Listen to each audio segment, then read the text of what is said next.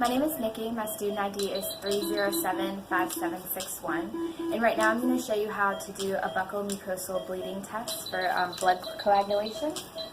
So you need a lancet, and then you can use, I'm going to use a paper towel, but you can use filter paper or even coffee filter paper works as well. So you're just going to take the lancet, and in general you want it to be 1 millimeter, you want it to prick a 1 millimeter deep spot on their mucosa. So we're just going to do that. And then you want to take your paper and blot the drop.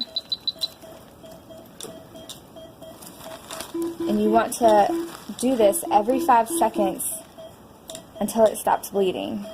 And you do want to attempt to blot the drop as opposed to messing with where the lancet actually struck the mucosa.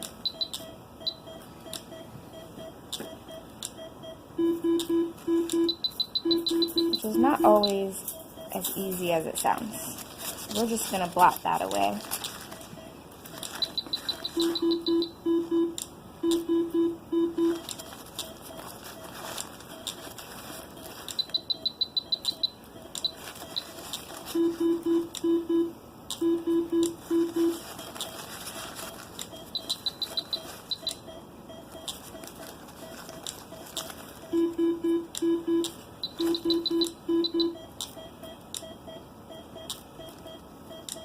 So I'm not getting any more visible drops of blood bleeding, so I would call that a 30-second coagulation time.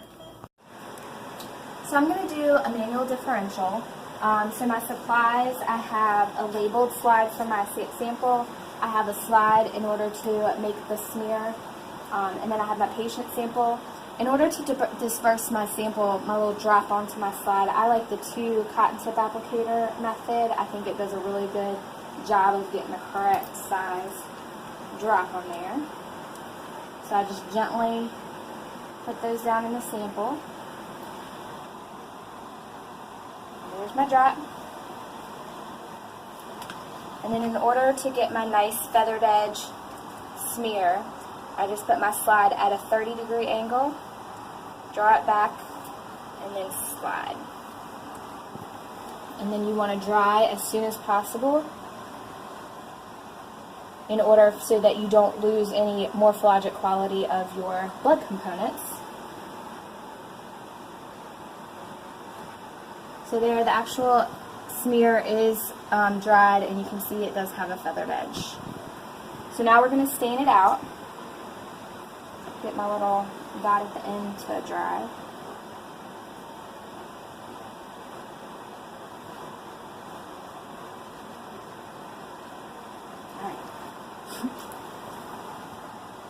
So what I like to do, I'm not a dipper, I just put the slide down in there. I'm going to count for 20 seconds into my fixative.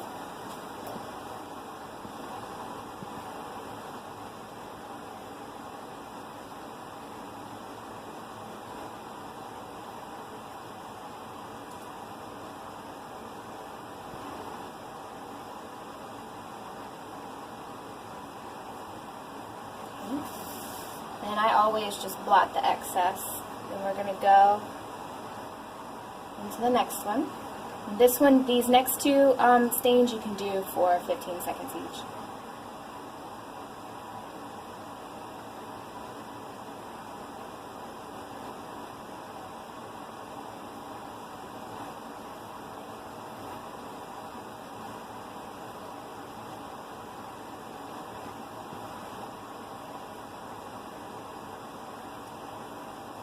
And the last one, the counter stain.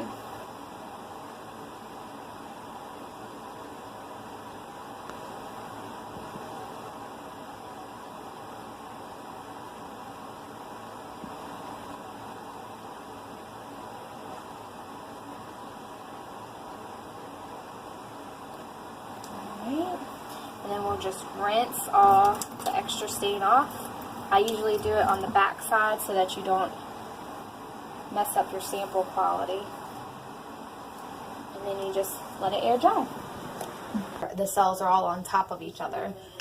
So I'm just going to find that.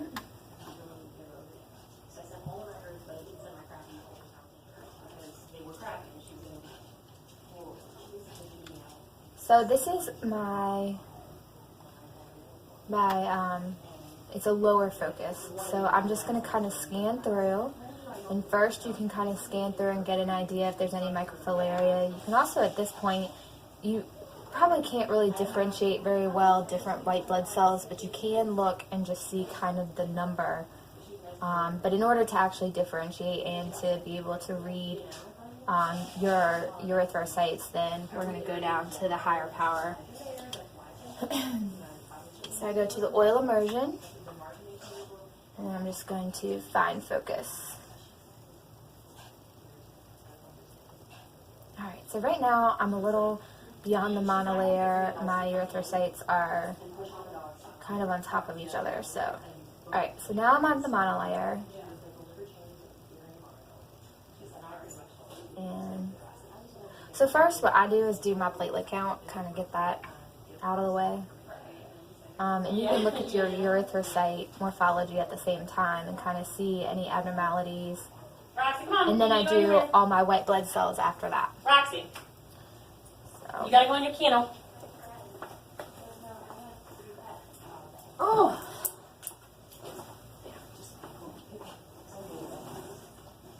So what you do is you count platelets. You do 10 high-powered fields in order to count platelets, and then you kind of get an estimate of a range of how many, of an average of how many per 10 high-power field. So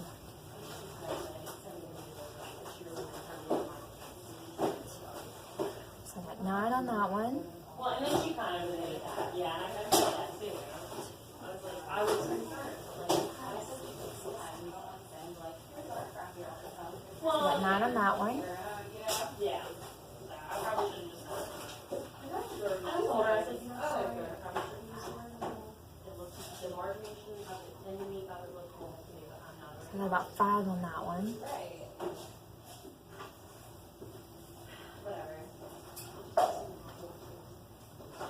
You know, yeah. Will you hold it? Oh my gosh, did this thing print out one page? Where did I throw it away? Why? Oh, I need this. I want to go in and look at it. I just threw away like the Okay. part she signed. I was like, trying to print the map. Alright, you want those babies? I can look at the map. I need the printer. Print the map. I can look at the map and compare the map.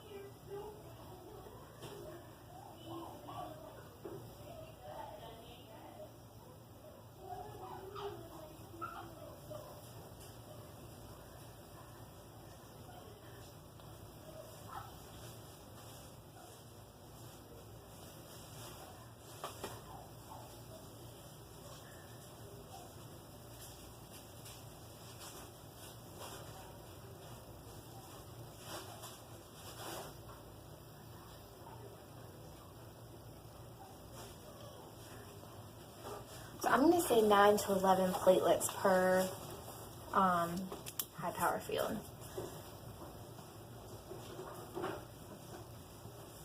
Okay. So now what I'm going to do is look for white blood cells.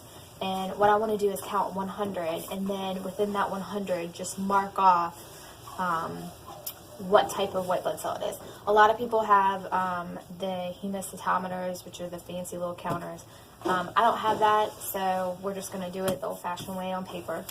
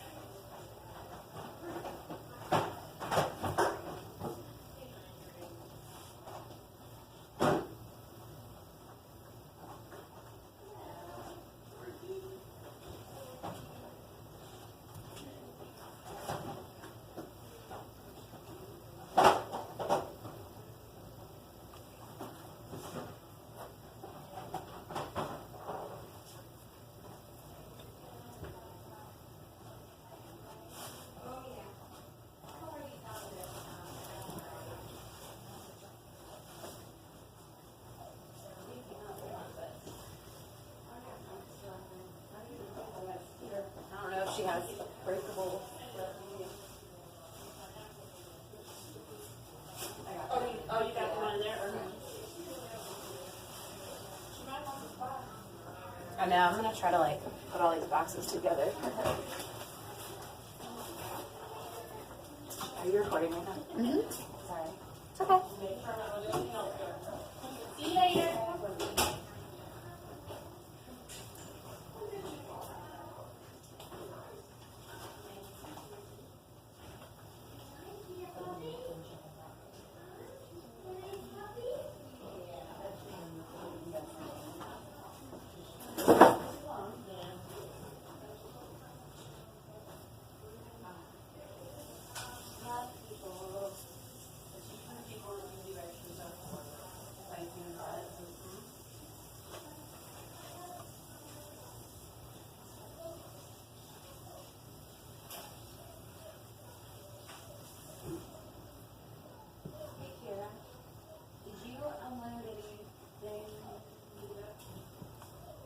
What about syringes? Yes.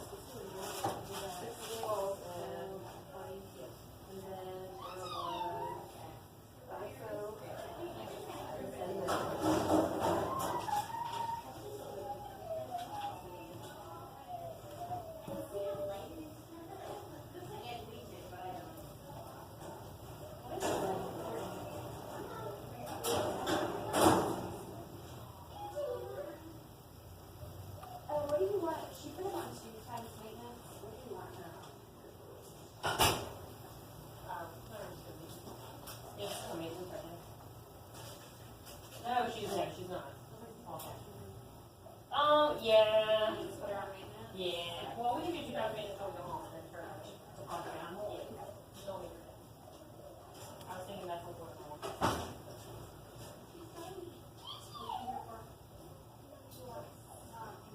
She's so wasted. She's like sleeping, standing up.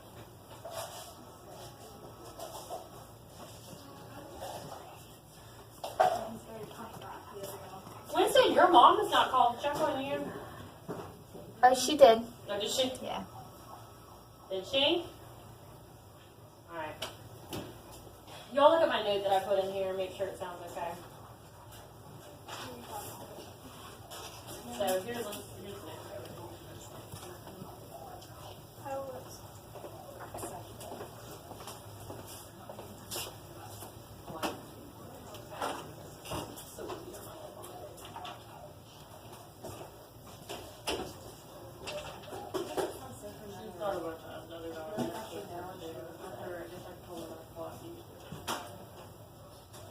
So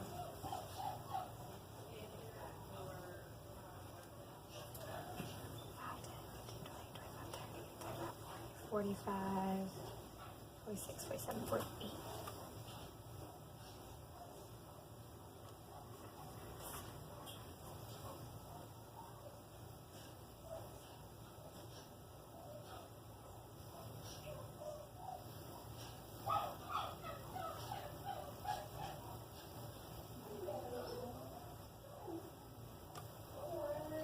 I mean, I'm sorry that they found it.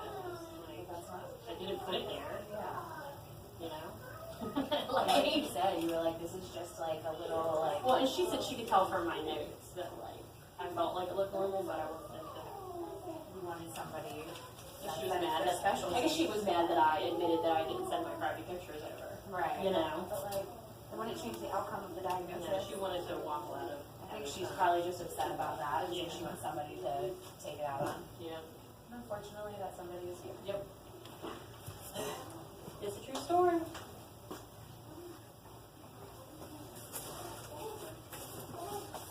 I wrote the book on it.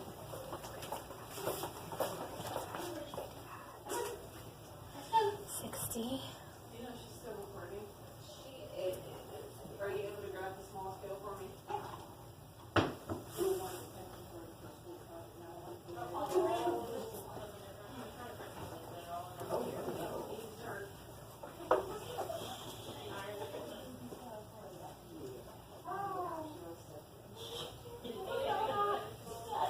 It's a natural bubble. Awesome. Yeah, it looks like I bleach it too.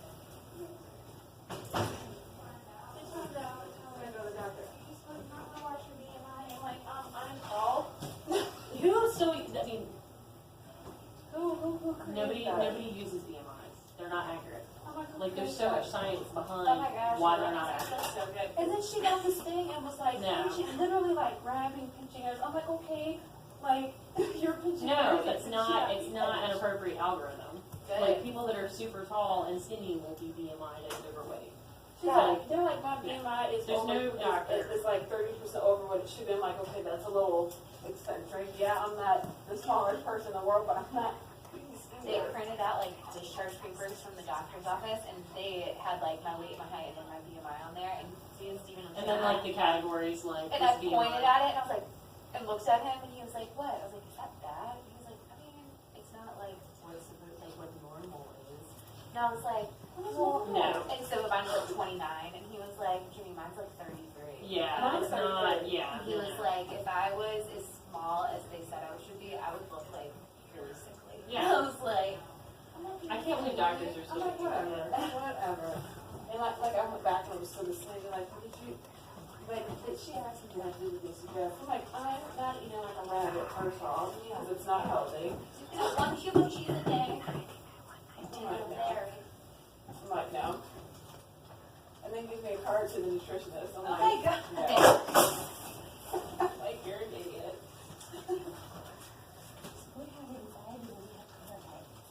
Okay. I think we need to do just like a wellness on this for her. Oh my precious, oh my God. He's so cute. When you see his little blonde mohawk in the middle, that is absolutely normal. There, Dartmouth, what do you like your notes? Just stick them here because I never look in that folder. Miss Chloe called. What's Nikki? Alright, cool. Fine. Because I know Dad's picking them up. Alright, cool. So now I counted 100 white blood cells, so now I'm just going to break them down and calculate what they all mean.